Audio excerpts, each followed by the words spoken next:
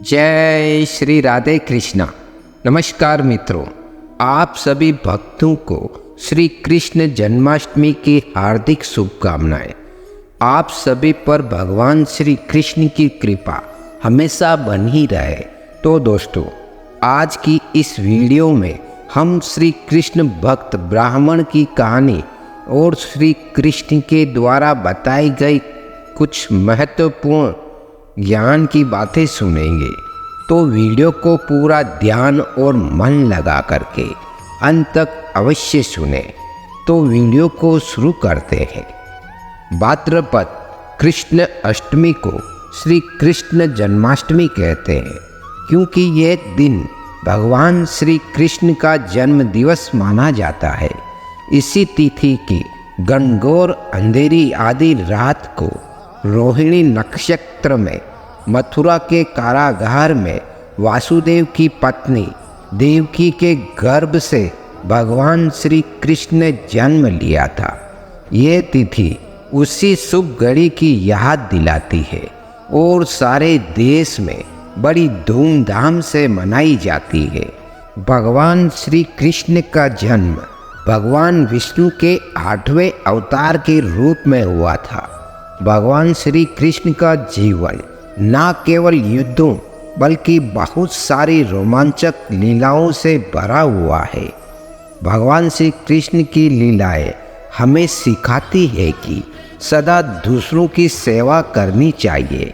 अगर देखा जाए तो भगवान श्री कृष्ण को हमेशा से ही मनुष्य जाति के लिए एक मार्गदर्शक और आदर्श माना जाता है।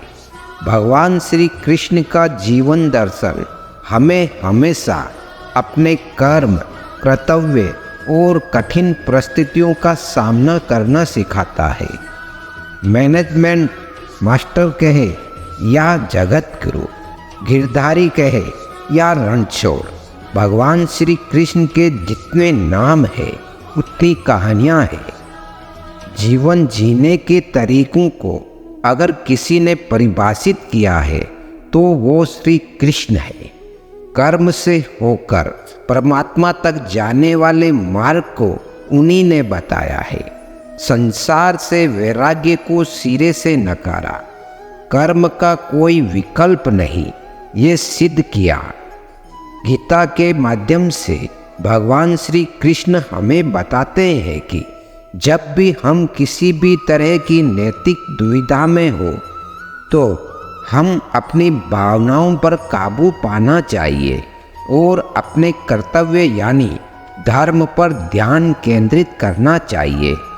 भावनाएं हमें कमज़ोर बनाती है और हमें कर्तव्य पथ से भटक जाते हैं।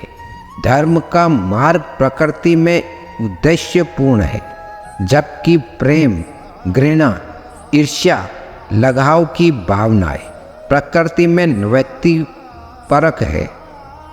भावनाएं धर्म के मार्ग से ऊंची नहीं होनी चाहिए। भगवान श्री कृष्ण कहते हैं कि सब कुछ किसी कारण से होता है। यदि आप बुरे दौर से गुजर रहे हैं तो कोई कारण होगा, और यदि आप गौरव का आनंद ले रहे हैं तो भी कोई कारण होगा। तो ये एक चक्र है और आपको इसे स्वीकार करने की आवश्यकता है। भगवान श्री कृष्ण कहते हैं कि भलाई करने वाले को कभी दुख नहीं मिलता। जो व्यक्ति अपने कर्तव्य का पालन करेगा उसकी भगवान श्री कृष्ण रक्षा करेंगे। वह ये भी कहते हैं कि मनुष्य बुद्धि का प्राणी है और उसे चयन की स्वतंत्रता है। हम अपने जीवन में जो विकल्प चुनते हैं वही हमारे भाग्य को निर्धारित करेंगे। जो लोग अच्छा करना चुनते हैं उनकी भगवान श्री कृष्ण रक्षा करते हैं, और जो लोग अधर्म को मार्ग चुनते हैं वे अपने ही गलत कामों में नष्ट हो जाते हैं। भगवान श्री कृष्ण कहते हैं कि काम तो काम होता है, छोटा या बड़ा नहीं होता। आपको अपने काम से प्यार करना चाहिए और काम के दौरान अपना सर्वश्रेष्ठ देना चाहिए और इससे कोई फर्क नहीं पड़ता कि ये काम कितना बड़ा या छोटा है। श्री कृष्ण कहते हैं कि अधिकांश लोग चीज़ों पर ध्यान केंद्रित नहीं कर पाते क्योंकि हमारा मन अस्थिर होता है। यदि हर समय नहीं तो हम सभी के जीवन में एक समय ऐसा अवश्य आया हो जब हम अपना ध्यान किसी एक चीज़ पर नहीं लगा पाते। इसके कई कारण हो सकते हैं। भगवान श्री कृष्ण कहते हैं कि यदि आपने ध्यान की कला में महारत हासिल कर ली है तो मन हवा रहित स्थान में दीपक की लौ की तरह अटल रहता है। इसलिए आपको ध्यान के अभ्यास को अपने दिनचर्या में शामिल करना चाहिए। श्री कृष्ण कहते हैं, मैं हर हाल में आता हूँ। जब पाप और अत्याचार का अंधकार होता है तब भी, जब प्रेम और भक्ति का उजाला होता है तब भी, दोनों ही परिस्थिति में मेरा आना निश्चित है। अगर भक्त का प्रेम सच्चा हो तो भगवान उसके लिए नंगे पांव दौड़े आते हैं। वही बात जब कन्हैया की हो तो कहने की क्या है। अपने भक्तों के लिए वह न जाने कितने रूप धारते हैं और कितने ही अनगिनत लीलाएं कर चुके हैं, जिनका प्रमाण हमारे धार्मिक ग्रंथों में मिलता है। ऐसी ही एक रोचक कथा है। जब कन्हैया ने अपने भक्त के लिए एक अनोखा काम किया तो आइए जानते हैं इस बारे में विस्तार से। पौराणिक कथा के अनुसार एक बार की बात है, किसी नगर में एक राजा ने एक मंदिर बनवाया जिसमें श्री कृष्ण की एक मूर्ति भी रखवाई, लेकिन उसकी कभी पूजा नहीं की। पूजा करने के लिए मंदिर में एक पुजारी को रखा गया। पुजारी नियमित कन्हैया जी को नहलाता और बड़ी ही श्रद्धा भाव से उनकी पूजा अर्चना करता था। राजा भी रोज कान्हा जी के लिए एक फूलों की माला भेज देता था और जब वे दर्शन करने आता तो पुजारी उस माला को उतार कर राजा को पहना देता था। ऐसा करते करते पुजारी की भी उम्र बीत चुकी थी।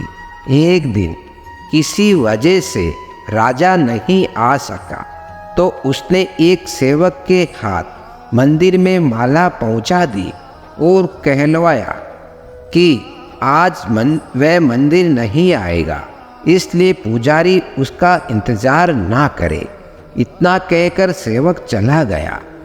पुजारी ने हमेशा की तरह कन्हैया जी को माला पहना दी, लेकिन जब शाम हुई तो पुजारी ये सोचने लगा, माला उतार कर किसे पहनाई जाए।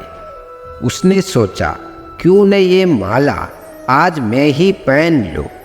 वैसे भी मेरी उम्र हो चली है, जीवन का क्या पता कब खत्म हो जाए। इतना सोचकर पुजारी ने माला उतार कर अपने गले में डाल ली, लेकिन इतने में ही सेवक आ गया और उसने बताया कि राजा की सवारी मंदिर में पहुंचने वाली है। राजा की सवारी आने की बात जब पुजारी ने सुनी तो वह डर गया। उसने सोचा कि अगर राजा ने उसे देख लिया तो वह मरवा ही डालेंगे। आनंद फानन में पुजारी ने माला उतार कर वापस कन्हैया जी को पहना दी। जैसे ही राजा अंदर आया तो हमेशा की ही तरह पुजारी ने माला कान्हा जी के गले से उतार कर राजा को पहना दी, लेकिन माला पर लगा सफ़ेद बाल देखकर राजा समझ गए कि पुजारी ने ये माला स्वयं ही पहनी थी। बस फिर क्या था। राजा क्रोधित हो उठे और उन्होंने गुस्से में पुजारी से पूछा कि माला पर सफ़ेद बाल कहाँ से आया? तब राजा की बात सुनकर पुजारी डर गया और बोल पड़ा, ये तो कन्हैया जी का है। अब तो राजा और भी क्रोधित हो गए, क्योंकि कान्हा तो भगवान है और उनके बाल सफ़ेद कैसे हो सकते हैं। इसलिए राजा ने फरमान सुना डाला कि कल श्रृंगार के समय राजा खुद आएंगे और देखेंगे सच में ही कान्हा जी का सफ़ेद बाल है या पुजारी झूठ बोल रहा है। उन्होंने कहा कि अगर पुजारी ने झूठ बोला होगा तो उसे फांसी दे दी जाएगी। राजा का फरमान सुनकर पुजारी का बुरा हाल हो गया। उसने सोचा, अब क्या करे, कहाँ जाए, अब तो उसका मरना तय है। तब रोते रोते वे भगवान की शरण में पहुंचा और उनसे कहा कि हे केशव, मुझसे झूठ बोलने का अपराध हुआ है, लेकिन हो सके तो मुझे क्षमा कर दे और राजा से रक्षा करे।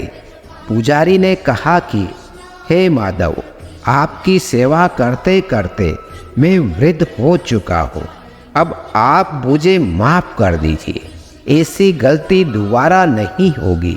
यही कहते कहते पुजारी की न जाने कब आँख लग गई और उसकी आँख तब खुली जब सुबह हो चुकी थी। उधर सुबह होते ही राजा भी आ गया और कहने लगा, आज कान्हा जी का श्रृंगार वह खुद करेगा। ऐसा कहकर जैसे ही राजा ने कान्हा जी का मुकुट उतारा तो देखा कि श्री कृष्ण के तो सारे बाल ही सफ़ेद है, लेकिन राजा को फिर भी यकीन नहीं हुआ। उसे लगा कि फांसी के डर से पुजारी ने ही बालों को रंग दिया होगा। राजा ने सोचा कि क्यों न कन्हैया जी का एक बाल तोड़कर देखा जाए। इसके बाद राजा ने कान्हा जी का एक बाल तोड़ लिया, लेकिन जैसे ही बाल टूटा कन्हैया जी के सिर से खून की धारा बहने लगी। यह देखकर राजा भगवान के चरणों में गिरकर माफ़ी मांगने लगा। तभी कृष्ण की मूरत से आवाज़ आई, हे राजन, तुमने मुझे केवल मूर्ति मात्र ही समझा, इसलिए आज से मैं तुम्हारे लिए केवल मूर्ति मात्र ही रहूँगा। लेकिन पुजारी ने सच्चे मन और पूरी श्रद्धा से मेरी भक्ति की है, इसलिए उसकी अनन्य भक्ति को देखकर मुझे अपने बाल सफ़ेद करने पड़े।